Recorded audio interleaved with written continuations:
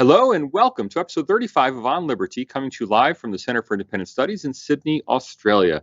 I'm your host, Salvatore Babonis. Joining me today is Sanushka Seomangal, member of the board of the Australia-India Council, National Vice Chair of the Australia-India Business Council, and co-founder of the Australia-India Youth Dialogue. Sanushka Seomangal, how are you? I'm good. How are you? I'm doing well, and thanks very much for joining us today. The number one thing I'd like to ask you about is your work for the School of Policy and Governance. And this is an effort you've been putting together with a mission to, quote, prepare leaders in the developing world to govern better. Can you give us a little introduction to the School of Policy and Governance? Of course, thank you. So the School of Policy and Governance, or SPG, as we refer to it, is a concept a bunch of us who've worked together on other projects before came up with when we were trying to look for another project to work together on. A project that we were hoping would make some significant change.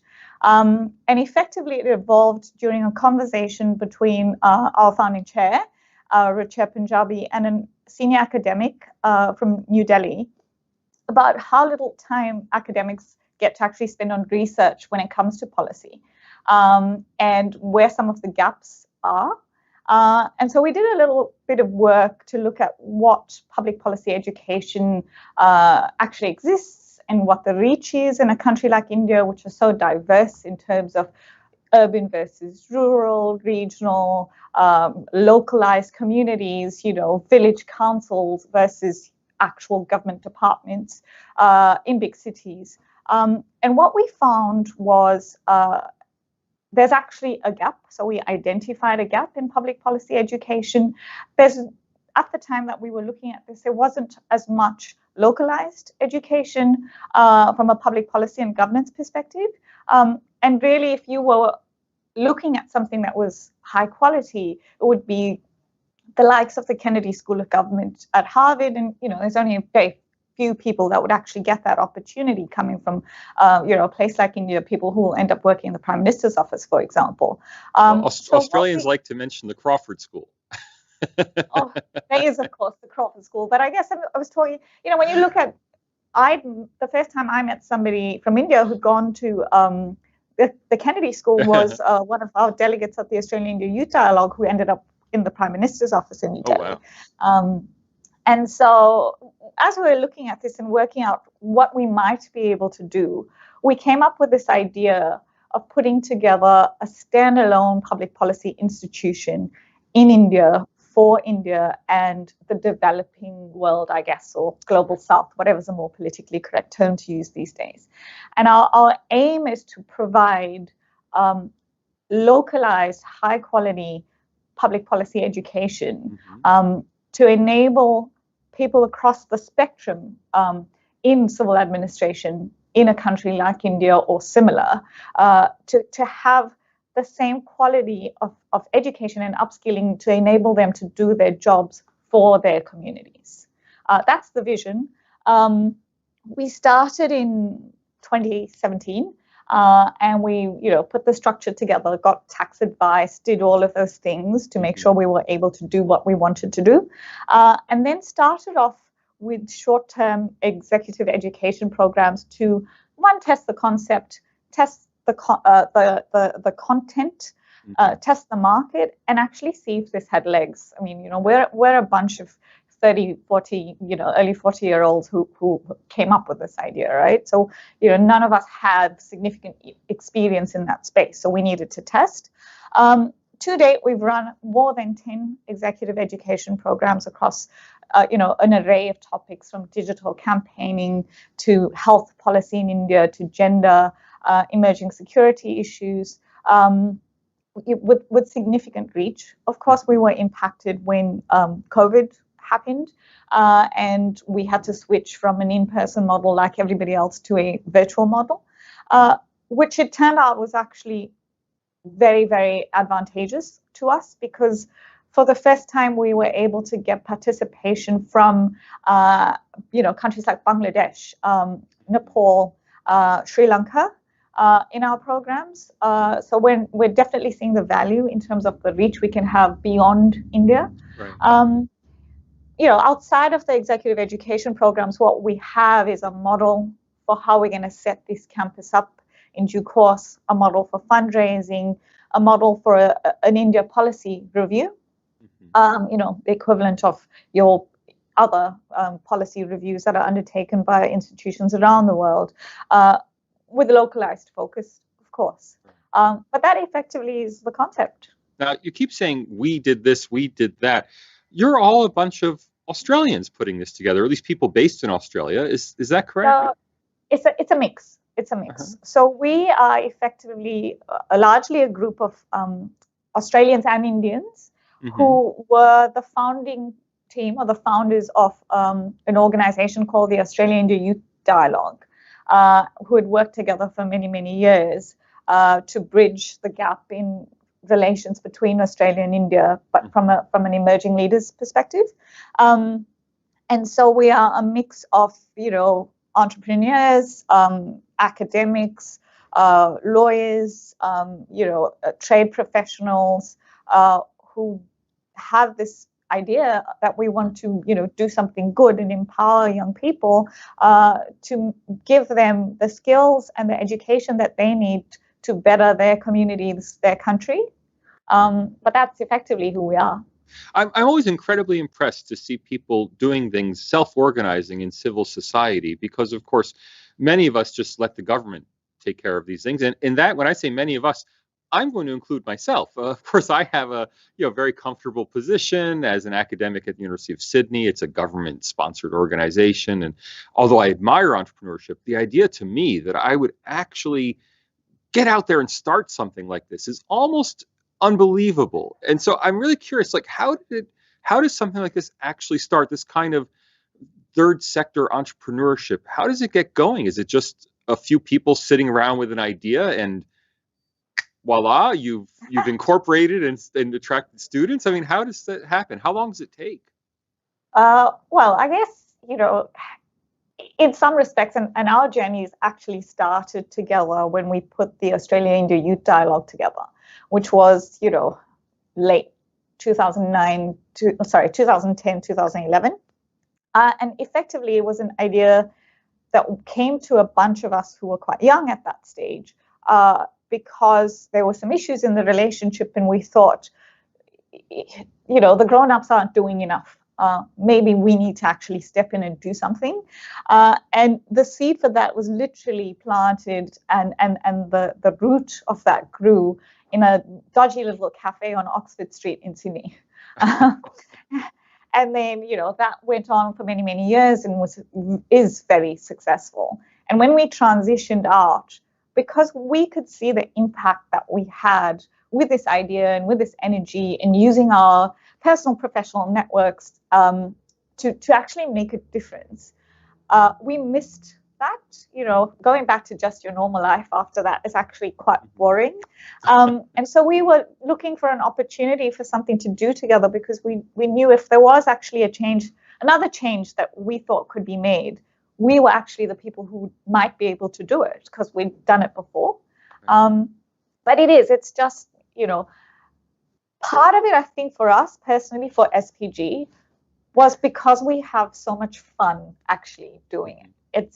It does not feel like work. No part of it feels like work. It is, literally an energy that I can't actually describe, because we enjoy doing something together so much. But I guess more than that, doing something where we can see it has impact. And I'll give you an example. So a couple of years ago, we ran our first gender policy program in India. And, gender is for me, a very personal issue, one I feel very strongly about. And we ran the program in New Delhi and in Bangalore in India. And in New Delhi, we had an audience of, development professionals and people in the field, senior academics. And the level of discussion was, certainly I felt like an underachiever. These people were doing such amazing things. And then we went to Bangalore and we partnered with a private university there. And these basically an undergraduate class, about 70 kids, highly privileged. absolutely disinterested, I had no idea why they were actually there in the program. And when we started, I just thought, how are we going to reach these kids? Like, we're trying to make a change, but I'm not sure if we're going to be able to speak to them in a language we can actually reach them with. And when we got to the end of the second day of the program, I almost cried because one of the least interested kids raised an argument and said, in a discussion in the class, but gender's not binary, And I thought, okay, we've made a difference. If this kid is able to have this discussion after 2 days, that's the kind of impact that we have. And so for us, that's quite enjoyable to see the change. It's tangible. What I'm really curious, though, is when a group of business people or people who are active in business, and not all of you are entrepreneurs, get together, why are you thinking this sort of public policy effort instead of just, another internet startup, make some money? I mean, again, I'm always very impressed when people give their time freely to do something in the public interest. And I really want to get at that. What motivates you and your colleagues to take on this kind of educational effort instead of a pure money-making effort? Yeah. So, look, I think a lot of it is because each of us has an individual story and an individual journey to that point, obviously. And for me personally, so I'm South African of Indian origin, and I grew up in apartheid South Africa. But I was raised and very fortunate to have been raised with a lot of privilege. And as a third generation South African, the life that I have lived and the opportunities that were available to me would not necessarily have been available to me if my great-grandparents had made the decisions that they had made at the time that they had left India. Mm-hmm. And so at a very young age, my parents impressed upon my siblings and I that because of this privilege that we have a responsibility to make a contribution. Mm-hmm. And that's, effectively been my upbringing. So when, as an adult, I started to look at my life and through the course of my journey, I knew very quickly that there were definite opportunities for me to actually make that contribution. But in terms of the impact that I think, or the kind of organizations that I've worked with or helped to set up, it's been where I'm using my skills and my education and my network to make that contribution to this greater exercise. And each of us brings something to that. So, for example, we've got a very senior academic on our team who's had, her own journey and her own reasons for this point. But what she brings to that project is, all that academic expertise, which is way beyond my realm. And similarly, when we're putting together like financial modeling and things like that, there's, people who that's what they've done in the nature of their businesses. But their journey to that point is, has their own personal story. For me, what I think is important with what we do with SPG is that it actually makes a difference. Mm-hmm. At the end of my days, when I look back and perhaps see somebody that has come through SPG doing something for the greater good of their community or their society or their country or globally, that for me will be a mark of success, because the roots of that journey started with us. Right. Let me say a quick hello to Anthony, Gay, to Elizabeth, to People Power International. Thanks for joining us today. We're going to go to viewer questions in just one moment, so please do start feeding those in. In the meantime, Sanushka, I'd like to ask you, what role can other people play? And especially, you're a group of people, at least based in Australia, who are doing this work essentially to benefit people of the Global South, but with a focus on India and South Asia. What can other Australians do who want to contribute, who want to be part of this? I think a lot of people viewing will think, wow, that's inspirational. I'd like to get involved. I'd like to contribute. I'd like to do something. What do you think people can do to help this sort of effort, or to help your effort in particular? So we're not all based in Australia. Some of us are based in Australia. There's some in India. There's one person in the Middle East. We're a global organization now. But in terms of how people can contribute, we work with people in different aspects. As you know, we work with academics across institutions to build content, to build, to leverage off their speaker expertise, to subject matter expertise. We're definitely open to any kind of assistance we can get with those aspects. Obviously, as you know, there's, with any effort, profit or not for profit, there's a fundraising element, and we're constantly working on that in the background. In two trains is the way I like to look at it. It's one in terms of what we're trying to do with growing the brand and growing the executive education programs, and making sure we're delivering a quality in that aspect, and that of course hinges on the kind of organizations or academic institutions that we partner with to deliver that.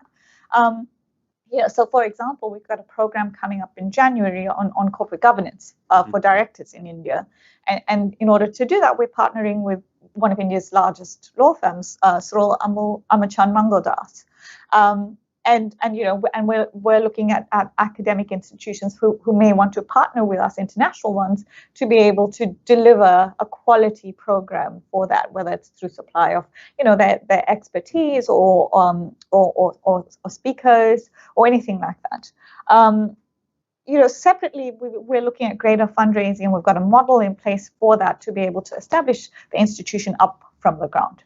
And that's a program. That's part of the program that I work with, along with my co-founder in particular, to see how we can do that. I think we haven't really thought about how other people may want to get involved. It's usually us asking people to help us, as opposed to somebody saying, "Oh, how can I help?" So it's a little bit novel for me to be looking at it with that lens. But I think we'd be just open to any kind of reach. If anybody thinks that there's a contribution that they might be able to make to what we're doing in our vision, we're more than happy to engage. Whether or not it's fundraising related, right. For us, this is about, I think we've certainly established with our history that it's not about money for us. And to be clear, this is a not-for-profit charity? 100%. It's a not-for-profit education institution. And so if people go to the School of Policy and Governance website, is there a place where they can donate? No, not yet. Not yet, but it's coming. So it's one of those things, as you would expect with any organization when you're establishing. It actually takes time to have all aspects of that set up.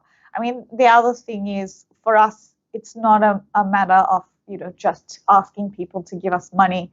For us, it's about longer-term relationships and about us providing value as well, and that's very, very important to us. So any kind of reach for that or any interest in that is, for us, I think, starts with a conversation, because we don't want to just take people's money. That's not what we're about. Well, Sanushka may not want your money, but I do. And this is the point at which I make a pitch. Please do consider becoming a member of the Center for Independent Studies. You can become a member for $40 a year, or if you're already a member, please consider upgrading to that $250 membership level. If you do, you will get a signed copy of Liberty and Liberalism, signed by me, mailed direct to you as a thank you for becoming a $250 member of the Center for Independent Studies. Of course, please do click the like button. The more people upvote the video, the more other people are likely to see it. And if you're not already a subscriber to the CIS YouTube channel, please do subscribe. Sanushka, we have a question from Anthony about the partnership between School of Policy and Governance and University of New South Wales. Can you tell us what's going on there? Sure. So when we established, thank you for the question. When we established the School of Policy and Governance, we knew that part of how we would be able to build content and build brand and build expertise is through our partnerships. And we had a number of existing relationships because of our history with the Australia-India Youth Dialogue and our various partnerships across academic institutions, largely in Australia, but a couple in India as well. And so we reached out to that network, and the University of New South Wales partnered with us for the first, I'd say, four to six programs, and it was a financial partnership. So they provided us with funding because, as you would expect, because we were in person, it costs money to be able to fly experts in and to be able to host the programming, and because it was a launch. So there were a number of activities scheduled around that to make the noise that you would typically make when you're establishing an organization. We have not partnered with the University of New South Wales recently because we've been working a bit more on our Indian institutional partnerships. And part of that is about when we were in person, extending our physical reach in India. If we want to truly live out our vision, then we need to be able to move out of your typical tier 1 and tier 2 cities in India. So part of what we've been working on through that process is developing our Indian institutional partnerships across institutions, not just in tier 1 and 2 cities in India. But that's the genesis and I guess the history of our relationship with the University of New South Wales. Right. Gay would like to ask about volunteering. She says, to volunteer in Australia is in our DNA. Do you see that elsewhere in other countries? Thank you, Gay. Definitely I can speak from the Indian perspective because of the work that we've done on the ground. Right. So, if in my personal experience, the Australia-India Youth Dialogue is a volunteer established, led organization. The School of Policy and Governance is exactly the same. To do the work we do on the ground in India, we work with a number of groups of student volunteers, like the Global Youth Council in New Delhi, who are amazing young students, usually international relations, law, or other social sciences students. And they just, help us with our research, do our on-the-ground work, fetching, carrying, supporting us when we're doing physical programs. And then in the virtual context as well, we have, volunteers who help us sometimes with, various administration-related tasks or other research, or, whether it's polling or anything like that we're trying to get a feel for. So there's definitely in my experience, certainly in India, an open culture to volunteering, and I feel like we certainly learn a lot and get a lot of value from that when we are doing what we do in India. Right. Anthony had a follow-up question on partnerships. To what extent is the SPG linked with other policy schools? And he gives the examples of the Harvard School, Kennedy School at Harvard, or the Lee Kuan Yew School at NUS. Oh, thank you, Anthony. So we don't yet have those relationships. So if there's a relationship that you would like to broker, or an introduction that you'd like to broker, you heard that, Anthony? We would welcome it. We certainly would like to have those relationships. I think that they're key in the global environment, right? And while we don't have them yet, we're certainly open to them. We have a number of relationships across of India and Indian institutions whom we've worked with before, like the Jindal School of Policy or Jain University, or the National Law School in Bangalore, for example. And then, in Australia, obviously, we've worked with the University of New South Wales before. We're in discussions with other Australian universities on upcoming programs. Okay. And for us, it's a constant work in progress. We've started our first kind of corporate, I guess, relationship with Cyril Amachan Mangaldas in India for the governance program. We worked with the George Institute on all our health policy programs. They're key for us. We are the new kids on the block. So we're definitely, we know who we know that we need to lean on people with greater expertise for us to be able to deliver the quality that we want to. Right. Now, you do a lot of work crossing Australia and India, two very different countries. One, an enormous country with an enormous economy and population. The other, Australia, a small but rather rich country. What do you see are the differences in practice between these two environments? I mean, is operating in India as easy for you as operating in Australia? So I guess by background, I'm a lawyer. So I mean, that's what I do in my real life. So navigating, regulatory environments, something that I do on a daily basis. Right. So I can't necessarily say that was difficult. Key to operating in any environment is obviously the advice and professional assistance you get to be able to deliver it. So, I'm not Indian qualified. I have no experience doing any of those things in India. So we leaned on experts in country to be able to provide us with everything that we needed to do. In terms of on the Australian side, because we are an Australian incorporated company, limited by guarantee as well. That was easy for me. I mean, that's what I do, right? So that's the kind of thing that doesn't actually take time to set up. There's a lot of compliance around it, but it's part of the process. On the Indian side, in order for us to be able to do that, like once we got the right advice, once we got the tax structuring in place, etc., it probably took us about 6 months to do all the paperwork. I can't say that that's a long time. It's one, we're trying to do something quite novel, and two, it's a market that I'm not qualified to be able to do anything, and so all of those things take time. Right. But I want to, if I can just get one kind of final question, I'd like to get your perspective on. Can individuals really make a difference? Is it really possible? I mean, here you are, a bunch of entrepreneurs starting this social enterprise. Is it going to work? Can people like you really make something happen like this? Or do you need a $100 million donor to step up and make things happen? Well, I mean, I won't say no to $100 million donor. We don't need $100 million. That's a bit too much for what we need. But I think because I've seen it before, we've done it before.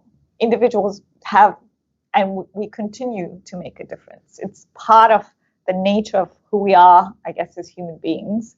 And for us, particularly about people who wanted to see some kind of change and have done something to bring that change about, and then have seen it through, right? And we're doing it again with SPG. I think we're also quite, tenacious and persistent, and we don't take no for an answer. When we started the Australian Youth Dialogue, for example, I think there were a lot of people that probably would not have expected us to do what we did, but do it as well as we did. We were young people with no experience, with barely any money. We did everything based on our personal and professional relationships and raised the money that we needed to do what we needed to do. And it's a success story today. And I have every confidence we'll do the same for SPG, because we just won't take no for an answer. We'll find a way. Sanushka Seomangal, thank you very much for joining us today. Thank you. It's been a pleasure. Oh, it's our pleasure entirely. I'd also like to thank our producer, Emily Holmes, executive producer, Max Hawk-Weaver, the director of CIS, Tom Switzer. And a reminder to everyone, next week we will have the Right Reverend Robert Forsyth to tell us about the true meaning of Christmas. We hope you'll join us then.